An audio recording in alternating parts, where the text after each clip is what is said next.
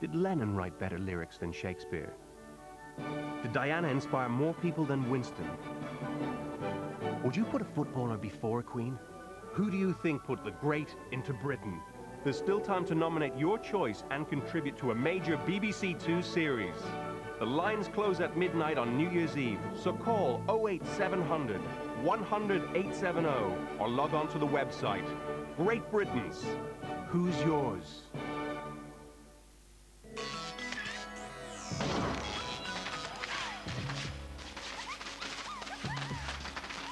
An intimate personal portrait of a screen icon based on previously unseen footage and recordings now on BBC Two, Marilyn on Marilyn.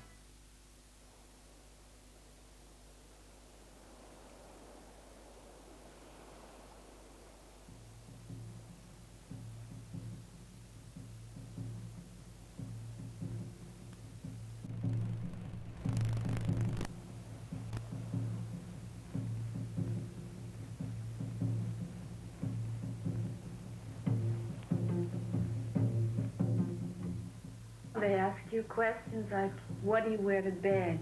Do you wear a pajama top, the bottoms of the pajamas, or the nightgown? Or... So I say Chanel number 5, because it's the truth. And yet I don't want to say nude, you know, but it's the truth.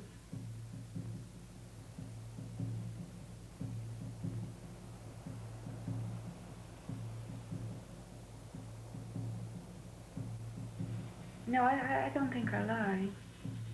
I leave things out. I don't elaborate sometimes, but it'll be from the truth. Because otherwise, it's hard to know where to start if you don't start with the truth.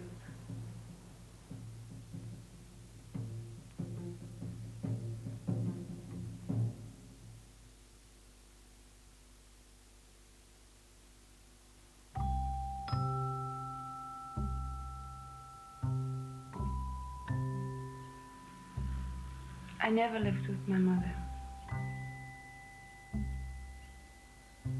My mother's first husband was named Baker.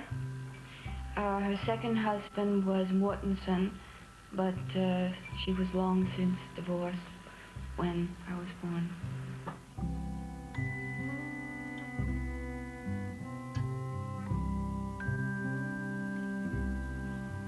She had, you know, mental disturbances, and she was taken away.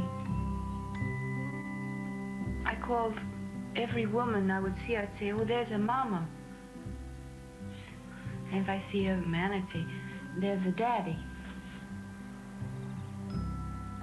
One morning I was having a bath, actually, and I referred to the woman as Mama, and she said, I'm not your mother. Don't call me mother anymore. Call me Aunt so-and-so. The one who comes here with the red hair, she's your mother. So, to learn that she was my mother was quite a shock. It was the woman with the red hair. And I says, but he's my daddy. She said, no, you call him Uncle, although they weren't my aunt and uncle. Well, I was only boarding there. They adopted the boy that they had, that they were boarding.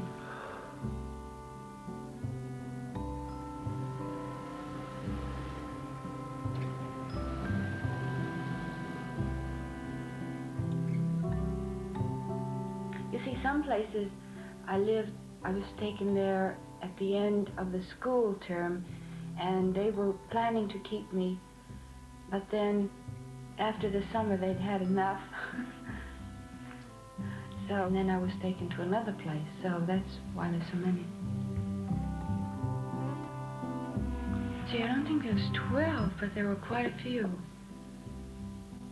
10 counting the orphans home. I know I went to 6 different grammar schools. You know, that's before you're in the 7th grade. There was one other family I stayed with for a short time, because a woman used to have to deliver things. I don't know, her husband made things, and she was to deliver them to these places. And I used to get so car sick driving. I didn't like the world around me too much because it was kind of grim. But I loved playing. I loved playing with the children in the neighborhood. You know? We could imagine anything and pretend anything. But I loved to play house. And it was like, you could make your own boundaries, your own situation. Other children liked to play with me because I could think of things. You know, I'd say, now we're going to have a murder, then a divorce, and then they say, how do you think I said, I don't know. Because then I heard that's acting. I said, oh, that's what I want to be. You know, you could play.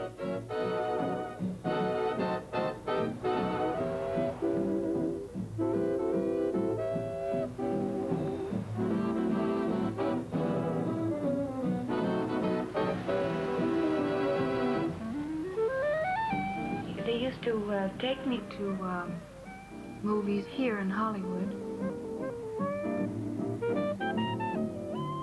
Every Saturday and Sunday, I was taken there because they worked during the week. They worked very hard, and they didn't want to be bothered with a child around the house, I think. You know, you can't blame them. They were very tired. So I was taken there in the morning and wait till the movie opened. I tried to fit my foot. My feet prints are there now, but I would try to, I never could get my feet in there. My feet were always too big. For 10 cents, I would go in, sit in the first row, and I watched all kinds of movies like Cleopatra with Claude Colbert. That I remembered very well. I'd sit there and I'd see it over and over and over and over again. Till late at night. I was supposed to come out at dark, but of course I didn't know when it was dark.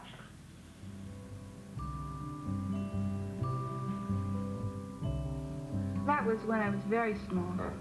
When I was 7 years old, my favorite was Jean Harlow, and the reason why she was my favorite, because she had white hair and I had white hair. And I dreamed of having golden hair, but instead mine was white. So when she had white hair, I felt close to her. And Clark Gable, I'm sure he won't mind if I say it, I used to always think of him as my father. I pretended that he was my father. I never pretended anyone was my mother. I don't know why. But I always pretended he was my father. I would go in my room and I would act out every part. Only I would act out before that happened or after, and I would act out all the parts. What he said and what she said and what he felt and she felt, and usually be sad.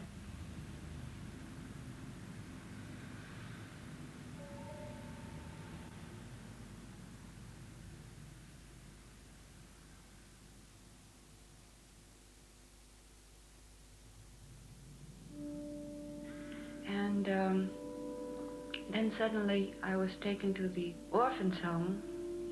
I was only 9 or 10.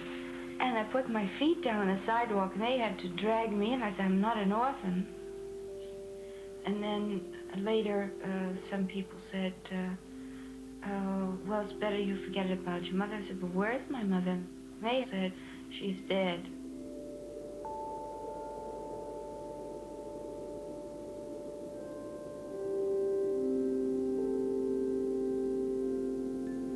Sit up in the window and cry because I'd look over and I'd see RKO, and I knew my mother had worked there and she'd been a cutter there, and all the kids were asleep.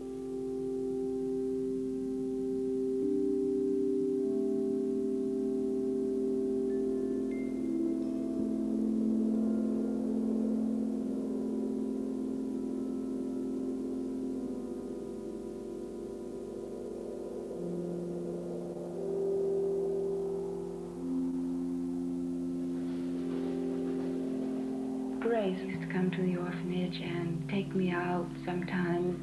Well, she was my legal guardian, and she once worked as a film editor, and she had been my mother's best friend. I could put on her lipstick. I was only 9 or 10, and she would take me someplace to have my hair curled, which was unheard of because I had straight hair. Things like that meant a great deal to me. I cleaned that dormitory where I slept. Oh, everything had to be perfect, you know. You swept and then you dusted everything. We had a bed and a chair. We had a locker downstairs. Also the kitchen, you could earn money there. I washed 100 plates, 100 cups, spoons, and forks, and you made 5 cents a month. And they took 1 penny for Sunday school. So you had 1 penny left. So you hope you can buy your friend or friends some little thing at Christmas. Well, I complained bitterly to Grace, who was my guardian. There were these people who took me for a while. Grace was financially unable to care for me, but I'm very grateful that they at least assumed the responsibility, because I could have just been kept there until I'm 18.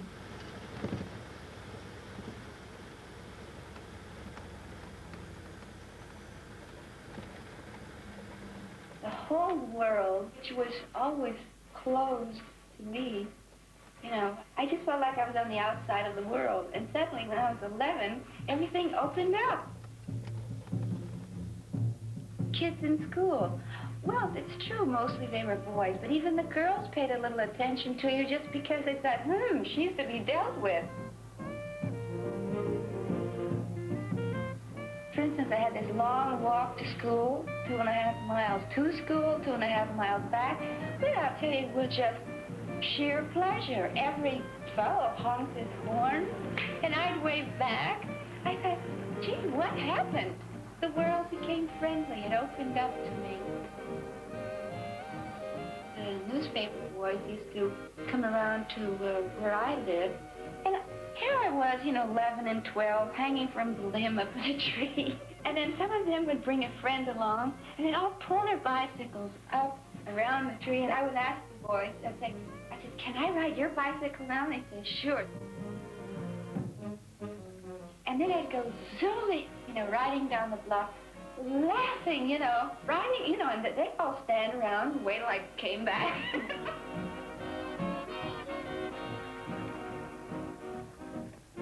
But I loved the wind because it felt like it caressed me.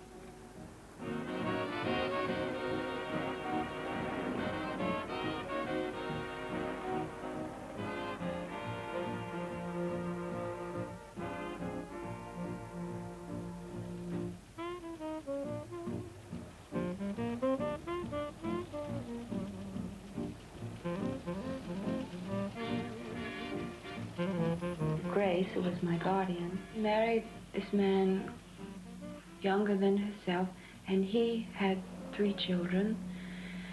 And I think she felt that her responsibility was to her husband, naturally, and to his children.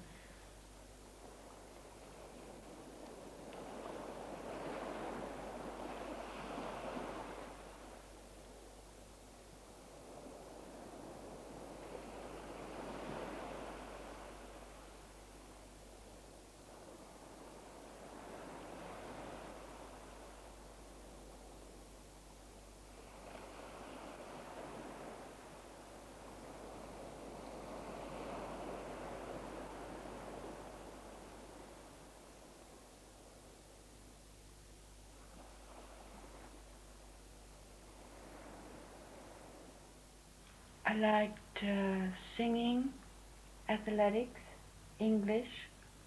I hated arithmetic. I never had my mind on it. I was always dreaming out the window. First time was at the orphanage, And then later in my teens, I stuttered. They elected me secretary of the English class. Then I say, minutes of the last meeting. Oh, it's terrible.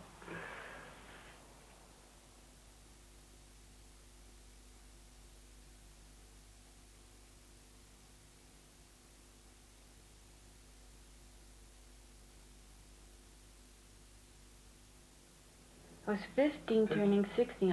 When marriage took place, I was just turned 16. Grace arranged it. She and her husband were going to West Virginia, and they were going to put me in a home, or, you know, like I'd been before, or I could marry this boy who was 21. So I married.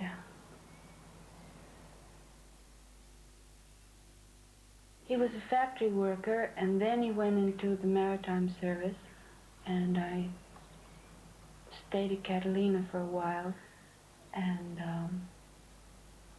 then he was drafted to go into the army, and towards the end of the war, I divorced him.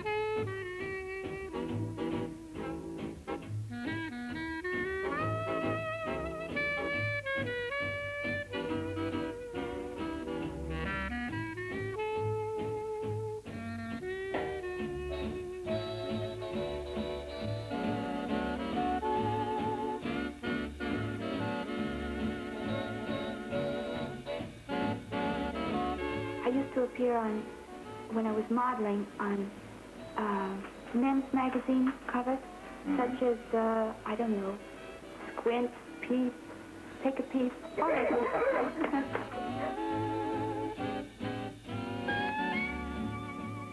Five came out in 1 month when I went to 20th Century Fox, where Ben Lyon was head of casting. He said I look so fresh and young and I don't know what else. What's the matter with you, Benny? You can't take such a chance. How did you find out about this? Two guys came calling on me, looking for you. Who were they?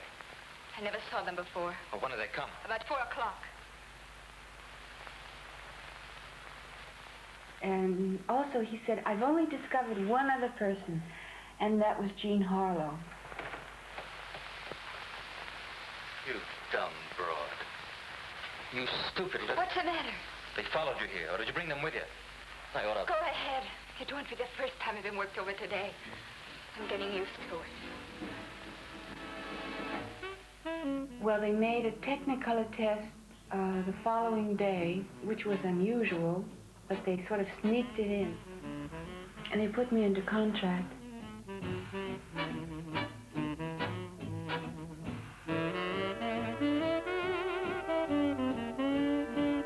I wanted the name Monroe, which was my mother's maiden name. And he always said, you know, I reminded him of Jean Harlow and Marilyn Miller.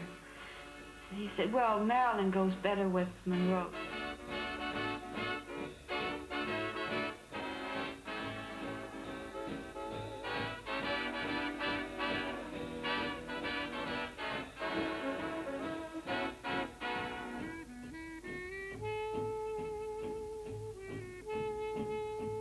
And then I was dropped. And then I was hired at Columbia for 6 months under stock contract, you know, where you have options.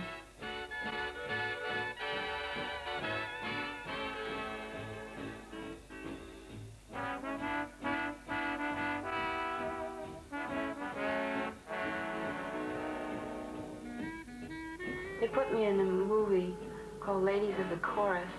Oh, it's terrible. And terribly photographed. Oh, everything was awful about it. So they dropped me after 6 months.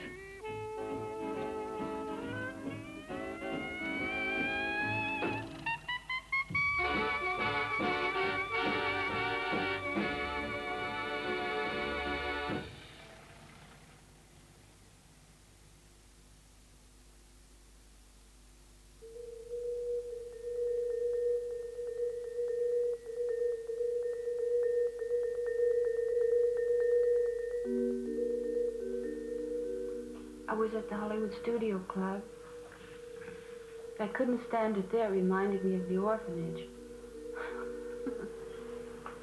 I was behind in the rent, and they usually let you get about a week behind in the rent, and I was hungry, and I wouldn't have a roof over my head. So, Tom Kelly had asked me, I had done some beer ads for him, and he had asked me to pose nude. But I always said, no, I don't do nudes, never.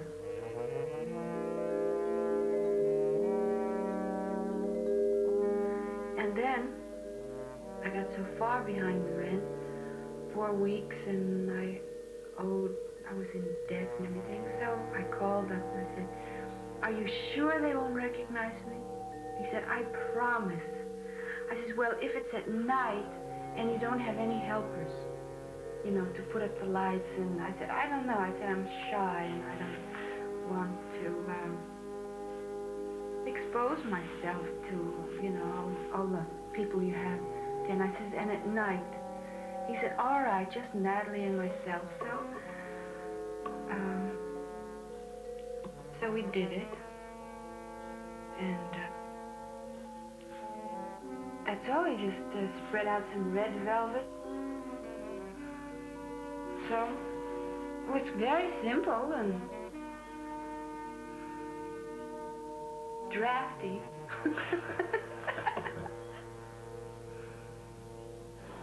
By the time it was known, I was hired at Fox, rehired, and I remember they called on the set, the publicity department, and they said, did you pose for a calendar? And I said, yes. Anything wrong?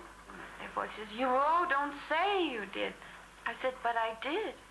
I signed the release, and I did, and I feel I should say it, so I did.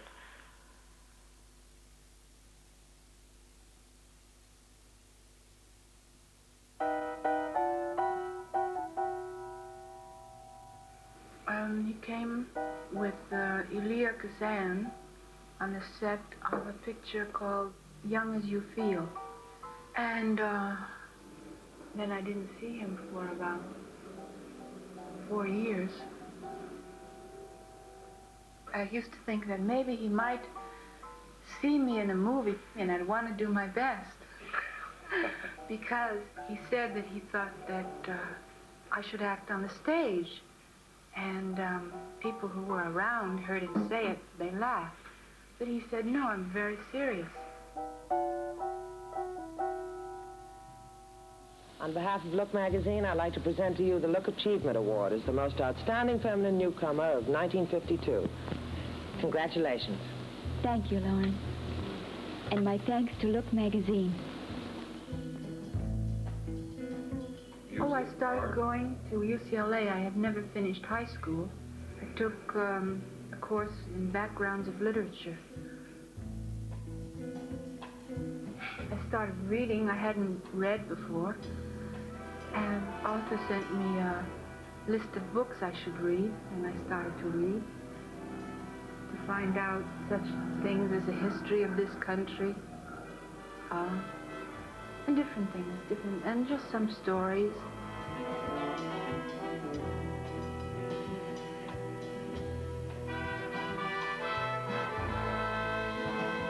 They never knew where I spent my time, because I didn't go to previews and premieres and parties, and because I was going to school. I had to go at the evening classes, and I'd work till 6:30, so it'd be difficult to get there on time, and sometimes I would fall asleep. You know. She was very surprised, the professor. They asked about me or something, and she didn't know. And they said, you know, she's an actress and so forth Thank you, Mr. in Frank. movies. I want to thank the editors of Photoplay magazine and Old Republic. I thank you very much. She said, well, I'm very surprised. I thought she was a young girl just out of a convent. And she was very sincere when she said it.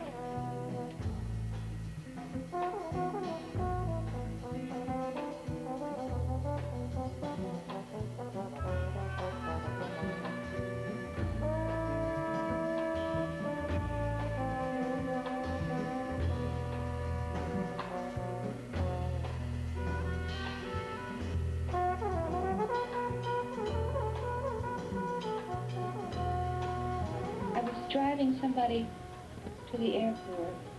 As I came back by, there was a movie house out near the airport. And I see my name in lights. And I pulled the car up to the side of the road and I said, my God, somebody's made a mistake. But there it was, in lights. And I sat there and I thought, well, that's the way it works. And it was all very strange to me. I thought,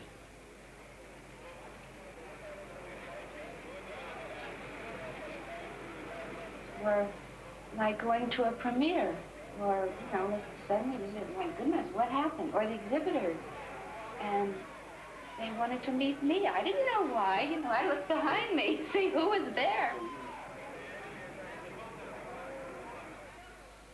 I remember when I got the part in Gentlemen Prefer Blondes,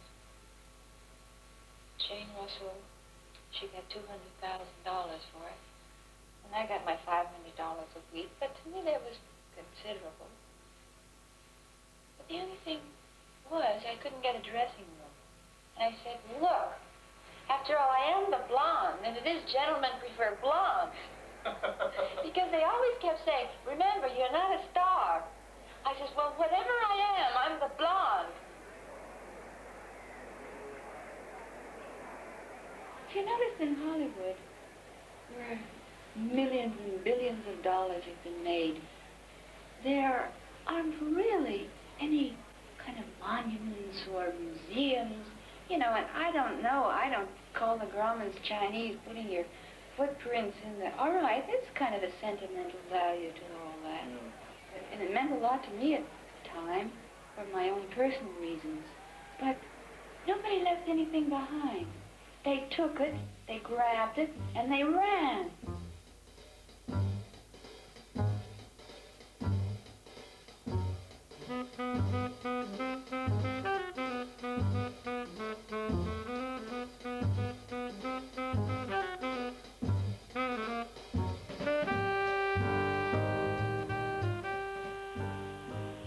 I met him the year he retired, and I saw him for about a year and a half, 2 years, and we married in San Francisco.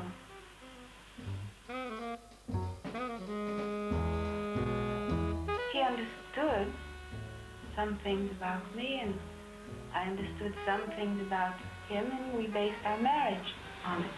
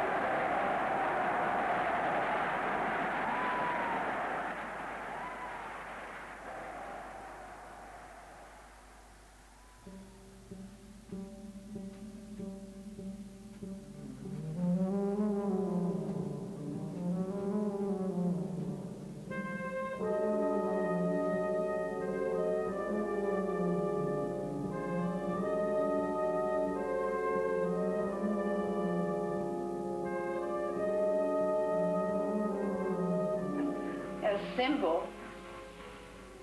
I always thought it was things you clash together.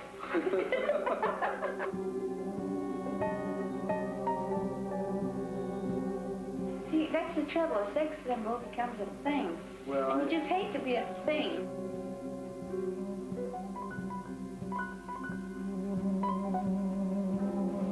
And actually, if I'm going to be a symbol of something, I'd rather have it sex than some other thing they got symbols of.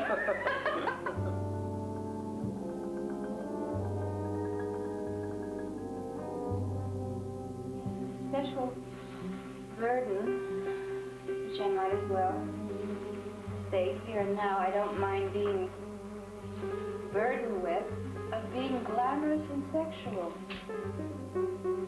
But it is a burden. And I think that sexuality is only attractive when it's natural and spontaneous. This is where a lot of them missed the boat. These are just some things I've observed. We are all born sexual creatures. I hate a careless man. It's a pity so many people despise and crush this natural gift. Because art comes from that real art, everything. I mean, those will try to be me. I don't know. Whenever they're, I don't know, I guess the studios kind of put them up to it. We can make a lot of gags about it. Let's say the background. Let's say they got the background, they haven't got the foreground. They got the foreground, they haven't got the background.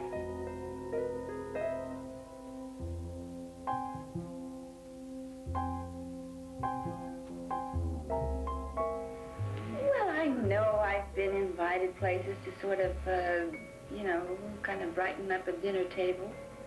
And I find that I can have a kind of real kind of pleasure even. And when I know I was really sort of, it's sort of like being a musician. You're invited so you'll play the piano.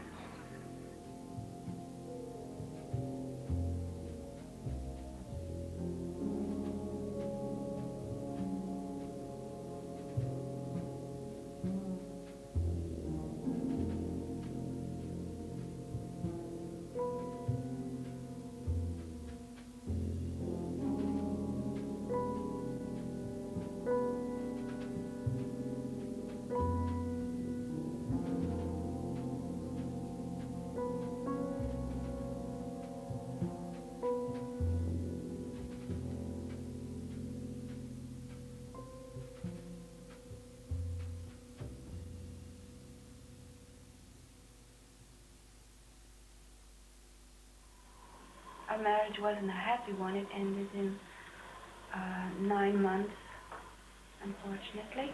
Right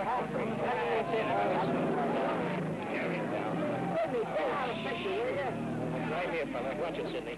All I can say as her attorney is that this is what we would say with the conflict of careers. That's so can we ask her about her health? We're going to do your work this morning, Marilyn. What's the picture? What picture are you working on now? Listen here. Who's going to work today? Gary, what's going on?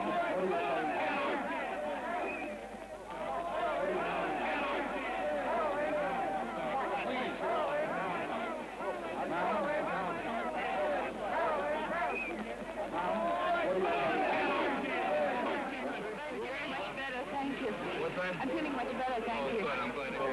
Fame is also a burden. They feel that it gives them some kind of a privilege to walk up to you and say anything to you. Yes, much better, thank you. I guess they think it's happening to your clothing or something.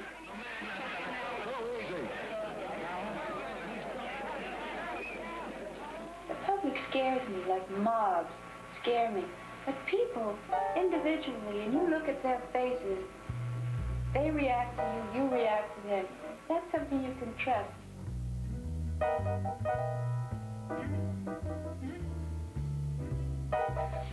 And I want to say that if I am a star, the people made me a star. There was no studio and no person, but the people did. There was a reaction that came in to the studio. I mean, fan mail you can't imagine. Well, I think they can be impressed by the press, but I think somewhere, when they go to see a movie, they judge for themselves.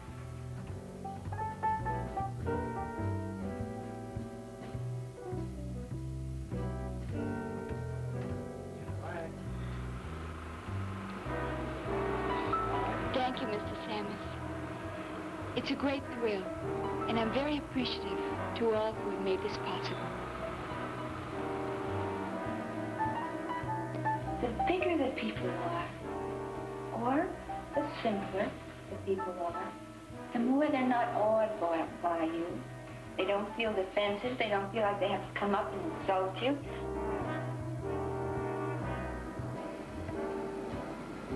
Or else you can meet, you know, working people.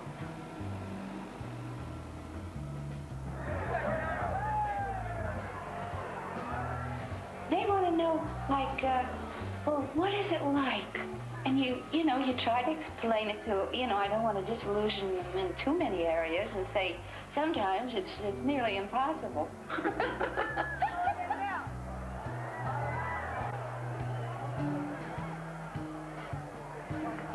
Because they kind of look to you or towards you for some kind of, something that's, I guess, away from their everyday life. I guess you call that entertainment, huh?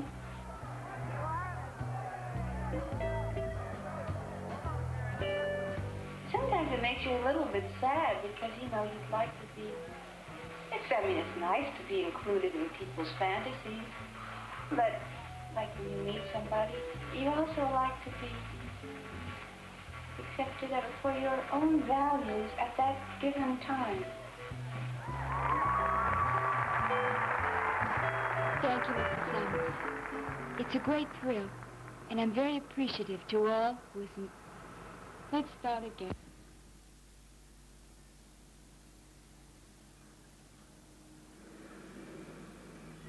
No, I can't say he gave me a feeling of security. And he was a very sensitive human being and treated me as a sensitive person also.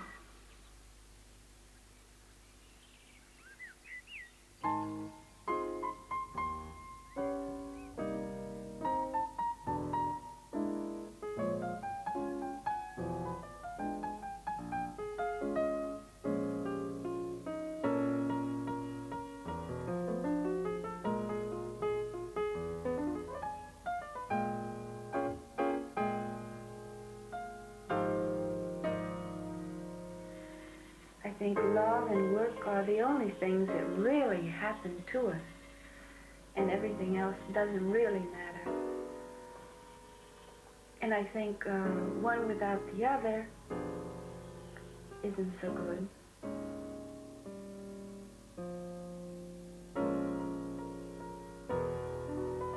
I always feel that I work for the ones who work hard. And they go to the box office and put down their money and they want to be entertained, or I always feel I do it for them. When the camera starts until it stops, that moment I want to be perfect. As perfect as I can make it.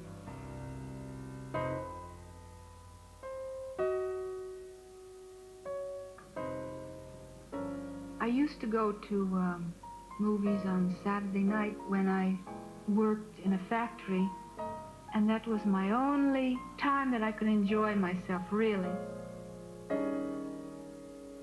I used to be very disappointed if I went to a movie, and it was a bad movie, or I thought people didn't do their best. I really was mad.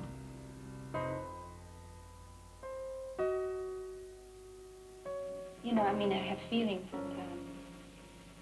Or some days when there are certain things, some scenes that I have to act that I feel there's a lot of responsibility towards that scene, towards the meaning of what's to go into the scene.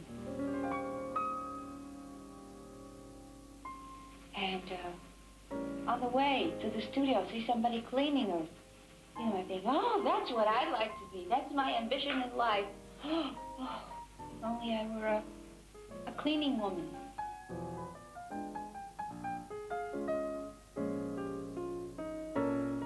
But I think actors go through this.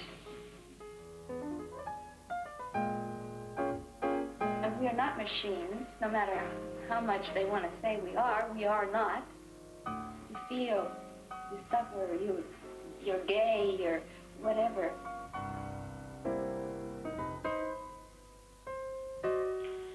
Well, I think comedy is harder for me.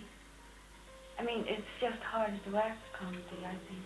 But I would like a variety of parts. Dramatic, sometimes comedy. Not musical too much because I never studied it. It's very difficult. And after you've finished it, they say, oh, you just did it like that, and it takes its toll.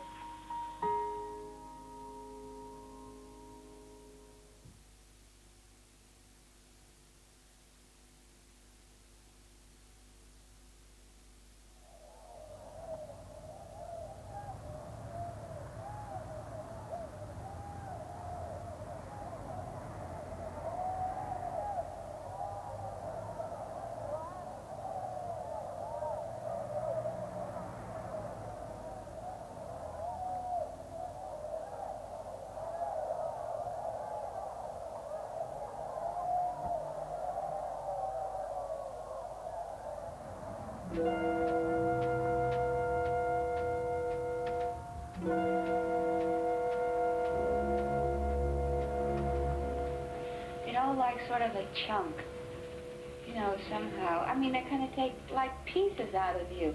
And I don't think that they realize it. You know, they're kind of grabbing pieces out of you. And gee, you know, you do want to stay intact. You know, have yourself intact on 2 feet. Well, I don't think I'm late all the time, but maybe it is because I can't go as fast as other people. I think that we're rushing too much nowadays. That's why people get nervous. You know, like, I wouldn't dare get a cold. How dare I get a cold? You know, I mean, the executives can get colds and stay home for, you know, forever and phone it in. But how dare you get a cold?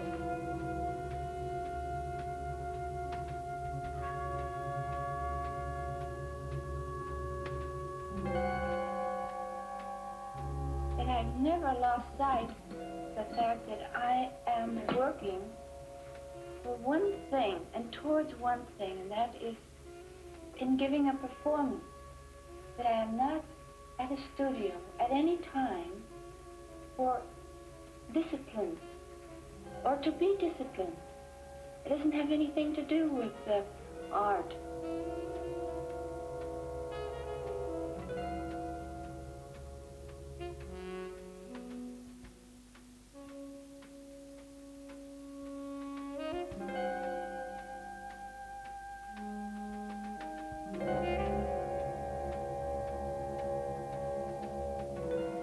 An industry, I don't think, should behave like, let's say, a mother whose child maybe has, let's just say the worst is run out in front of a car. So what do they do to the child?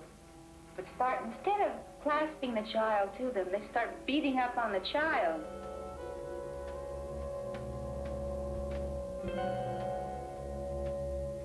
I guess they think that why I am late has to do with some kind of arrogance.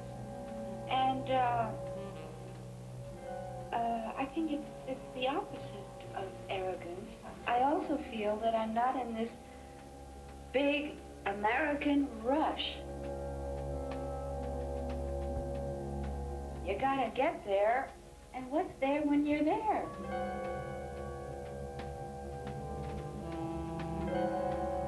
And I don't want to hold anybody up. and I don't want to keep people waiting. But the main thing is, I do want to be prepared when I get there.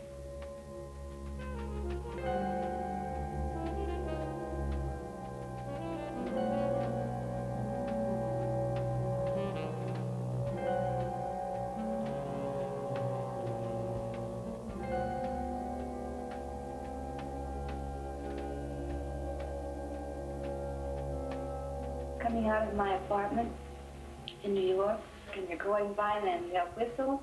At first they whistle because, you know, they think, oh, it's a girl, she's got blonde hair, she's not out of shape. And then it's, my God, it's Marilyn Monroe. Those are the times that it's nice to be who you are and all that.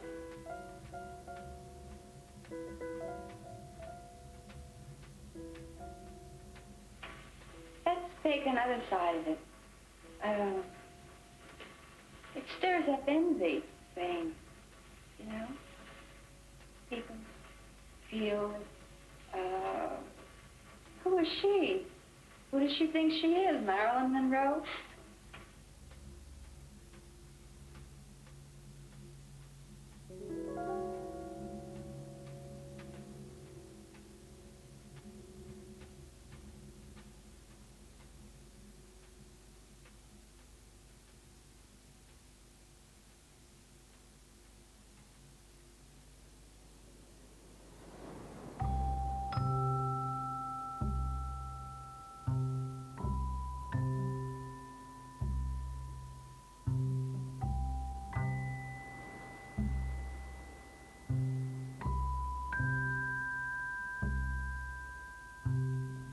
I was never used to being happy. So that wasn't something I was sort of counting on.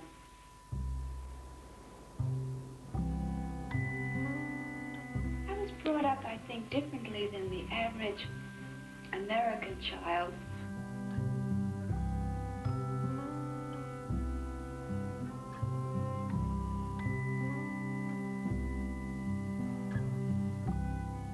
No, but the average American child was sort of, you know, like, to be happy, that's it. Somehow. Successful, happy, you know, on time, all this kind of, you know, glib stuff.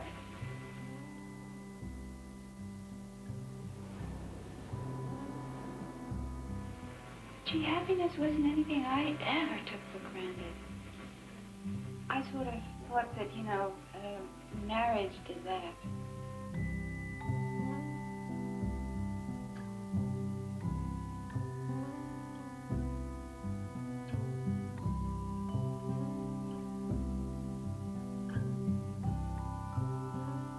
Fame and happiness, it seems to me, is a temporary and a partial happiness, or a waste.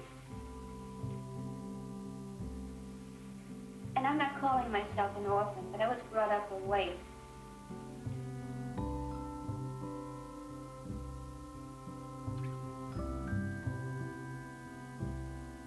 But fame, it's not really for a daily diet. I mean, it doesn't fulfill you.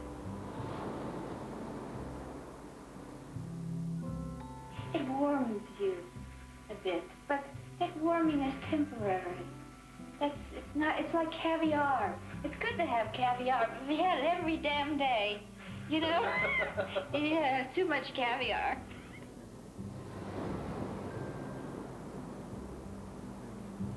Okay, fame will go by. You know, so long, I've had you, fame. If it goes by, I told you it was fickle. So, at least it's something that, let's say, I experienced.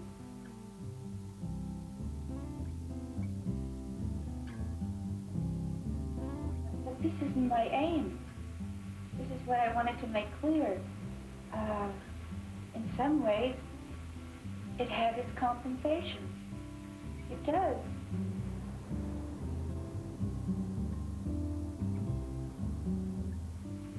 But it also has its drawbacks.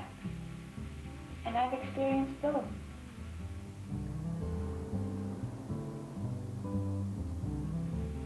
I think in realizing that fame is fickle, I don't have this worry. I mean, I take it as it comes or goes. It's not like my life depends on it, because it doesn't have anything to do with my life. You know, that's not where I live.